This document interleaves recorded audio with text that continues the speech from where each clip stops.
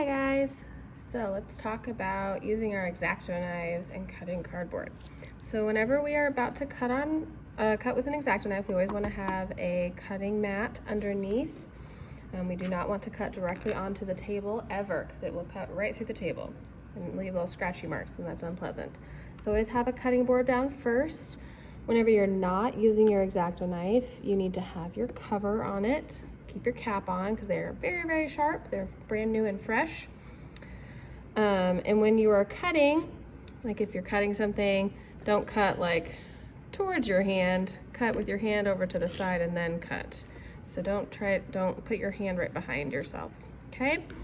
When you are drawing your letter onto your cardboard, notice I've used the corner of my cardboard. I didn't draw it like smack in the middle. So then I have this extra cardboard to use for later. If I have a straight line, I should be using a ruler to draw it.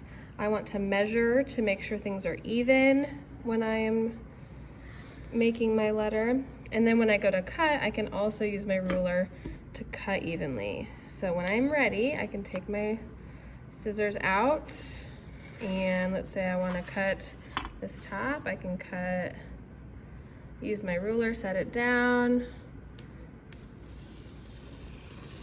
cut through, just like that. So it's kind of easier to cut out the block before you try to cut out any details.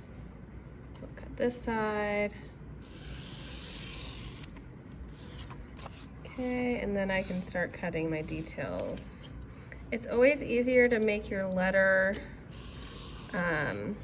going with the corrugation vertical. It's a little more strong and it's easier to cut along the corrugation.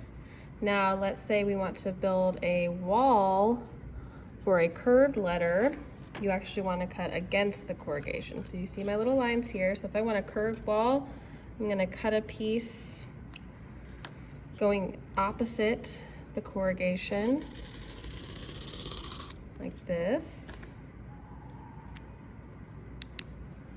So then I can take this corrugated piece and I can bend it all along those corrugations, and I can create curves with that piece. So I can make like the bottom of a J, the top of a C or an S, using those, okay? And you want all of your walls to be at least 2.5 inches thick. Notice again, my X-Acto knife is capped and I cut only on my cutting board.